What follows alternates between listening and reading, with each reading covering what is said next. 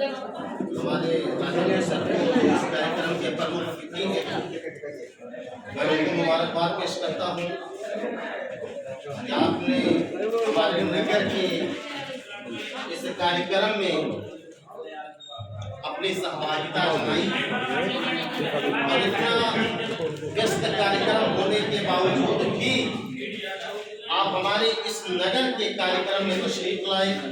हम दिल की अथाह गहराइयों से आपका स्वागत करते हैं। आपने अपना वक्त हमें दिया, सारे एजेंडों को आपने सुना, मादी के जो निर्देशन थे, जो आदेश थे, जो हुक्म थे, उसको भी आपने मुकम्मल तौर पर यहाँ पे रखा और पार्टी की जो कमी कमजोरी थी इस बारे में भी आपके सामने बातें हुई हैं। आप जानते हैं और एक चीज हम सबको ज़हन में रखना चाहिए कि पार्टी एक घर की तरह होती है और पार्टी का जो जिम्मेदार होता है वो घर के सरपरस्त की तरह होता है। बड़े अफसोस के साथ कहना पड़ रहा है, यहाँ पर जितने भी लोग बैठे हैं बड़े बुजुर्ग हैं, सारे हालात से वाकिफ हैं, जानते हैं। एक वक्त घर में ऐसा आता है कि जिसके लिए इंसान मर मिटने के लिए तैयार होता है, अपना सब कुछ कुर्बान करने के लिए तैयार होता है, अपने दिन रात की मेहनत को तज कर अपने घर के अफराद को परवान चढ़ाता है, बड़ा बनाता है।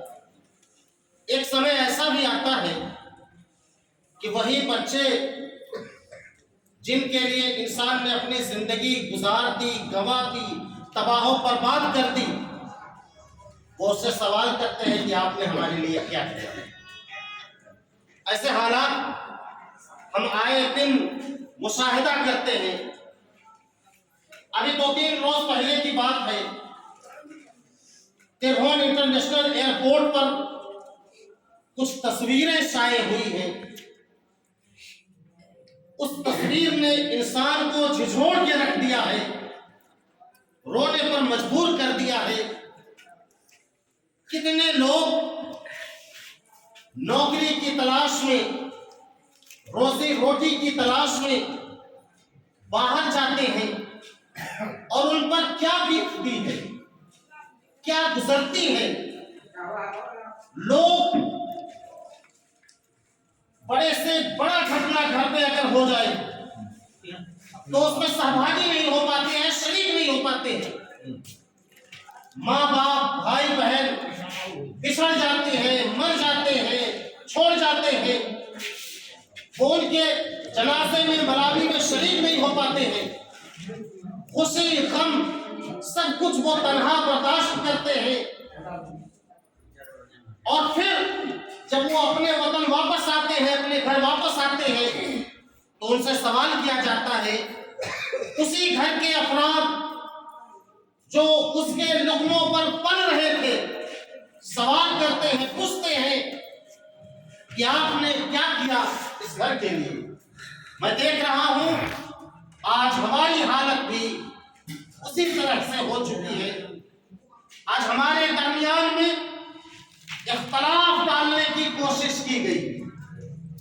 वो कोशिश करने वाले जो लोग थे, यकीनन आज वो जश्न मना रहे होंगे।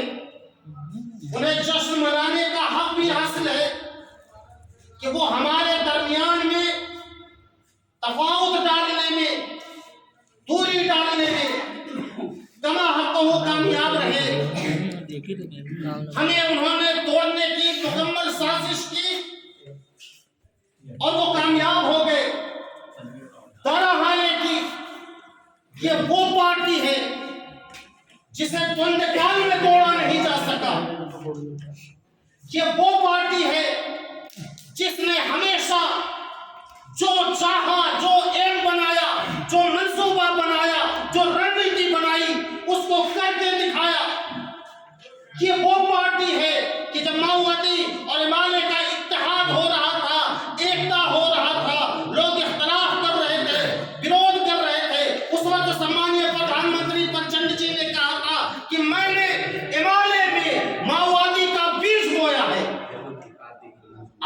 दुनिया देख रही है।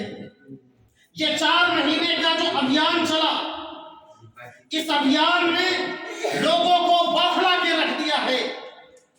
लोग घबराहट का शिकार हो चुके हैं।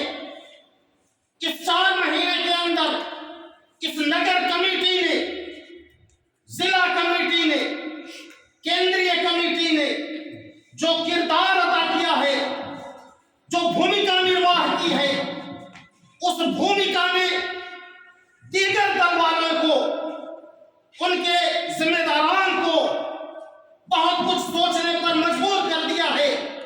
उनकी रातों की नींदें हराम हो चुकी है।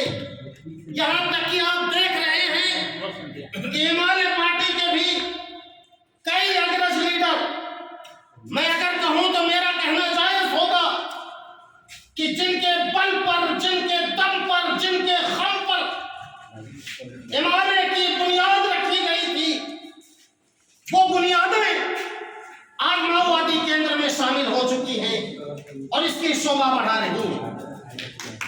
तो हमारे लोगों ने यकीनन इस 4 महीने के अंदर एक इनकलाब बर्पा कर दिया है।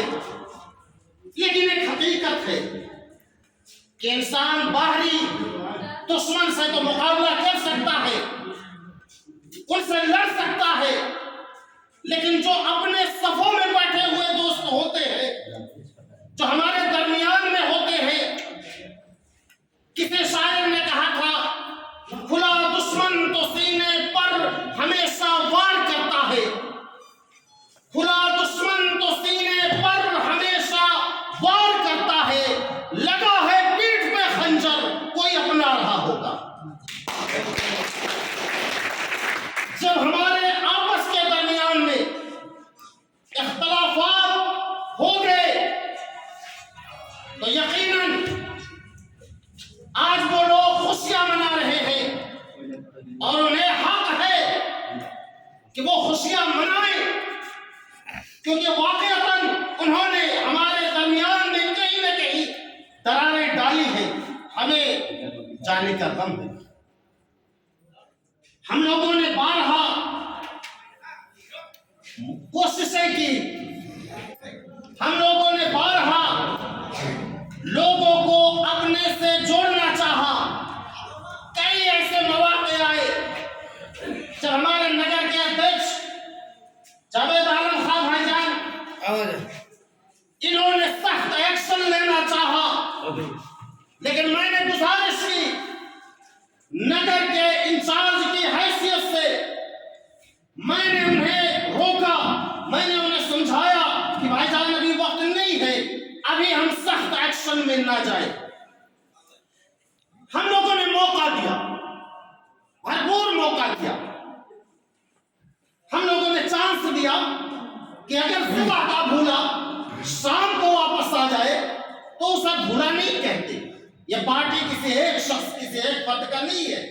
सब मिलाकर पार्टी चलाते हैं, बनाते हैं, आगे बढ़ाते हैं। लेकिन कुछ ऐसी मजबूरियां हुई। अभी हाल ही में नगर कमेटी की बैठक में जिस तरह से खुलकर लोगों ने पार्टी के एक शख्स पर इल्जामात लगाए, ओपनली फ्लोर में इल्जामात लगाए, जिसकी तस्दीक हमारे प्रमुख अतिथि जी ने भी की, तो आज यह फैसला हुआ कि जिस पर लोगों का इत्तेफाक नहीं है, जब दिल टूट चुके हैं, हम लाख मिलना चाहे नहीं मिल सकते हैं, तो पार्टी ने आज जावेद भाईजान की अध्यक्षता में और प्रमुख अतिथि हमारे राजेंद्र जी के हैसियत से फैसला किया कि ऐसे लोगों को अब पार्टी बाहर का रास्ता दिखाएगी और वो आजाद होंगे। आज से वो पार्टी के मेंबर नहीं होंगे। इसी तरीके से आज पार्टी ने कुछ अहम फैसले लिए हैं। उन अहम फैसलों में से एक फैसला ये भी है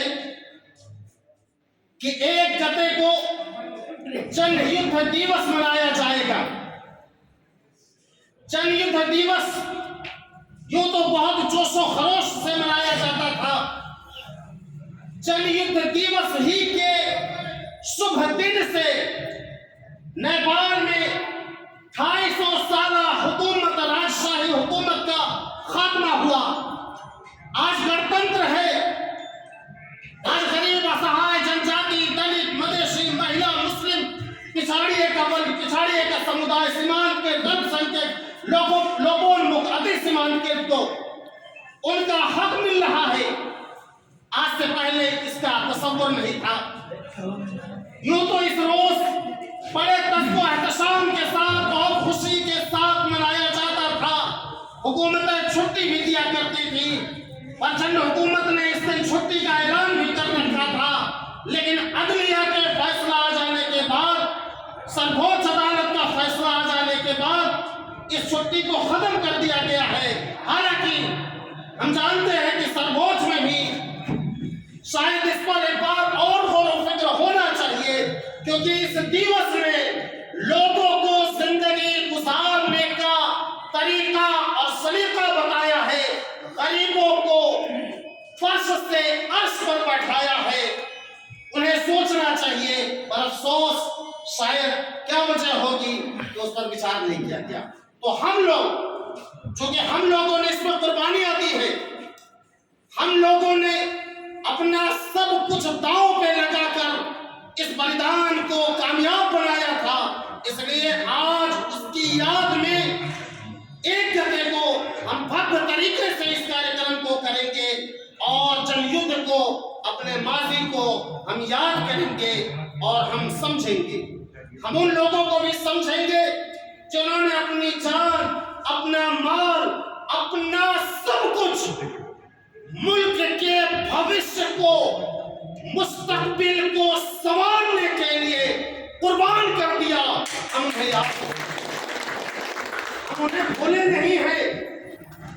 यकीनन ये वो लोग थे जिन्होंने जंगल का रास्ता इख्तियार किया, सारी खुशियों को बालाए ताक रखकर गम को अपने लिए चुना। चाहे वो प्रचंड हो, चाहे यहाँ के दीगर लीडरान हो, किसी को भी ये उम्मीद नहीं थी, ये तसव्वुर नहीं था कि एक वक्त आएगा कि प्रचंड प्रधानमंत्री बनेगी, एक वक्त आएगा कि हमारी पार्टी राष्ट्रीय सभा की सबसे बड़ी पार्टी बनेगी। ये कुर्बानी और बलिदान का सब था। ठीक इसी तरीके से पार्टी ने फैसला किया है, ऊपर का निर्देशन है और यहाँ की नगर कमेटी ने भी फैसला किया है कि शहीद दिवस पर शहीद सप्ताह मनाया जाएगा और हमारे वो लोग जिन्होंने पार्टी के लिए अपनी जानें कुर्बान कर दी, मुल्क के लिए अपनी जानें कुर्बान कर दी, जो हमारे रोल मॉडल थे, जिनके बारे में हम इतना कहना चाहेंगे कि शहीदों, हम तुम्हें भूले नहीं हैं। हम शहीदों के मज़ारों पर लगेंगे हर बरस मेले, शहीदों के मज़ारों पर लगेंगे हर बरस मेले, वतन पे मरने वालों का यही होगा निशान। मैं इतना कहना चाहूंगा उन शहीदों से, हमारे मुन्ना चचा भी बैठे हुए हैं, इन्होंने भी अपनों को गवाया है। मैं यही कहना चाहूंगा कि तुम्हीं से मुजाहिद जहां को सबात है, शहीद की जो मौत है वो कौम की हयात है। उनकी कुर्बानियों ने हमें जिंदगी दी है, तो हम भरपूर तरीके से शहीद दिवस मनाएंगे। और बातें बहुत करनी थी, लेकिन ये अहम फैसले थे जिनको मैंने आप हज़रात के सामने पेश किया है और इस उम्मीद के साथ कि आने वाले दिनों में हम पार्टी को मज़ीद मजबूत बनाएंगे। अस्सलाम वालेकुम।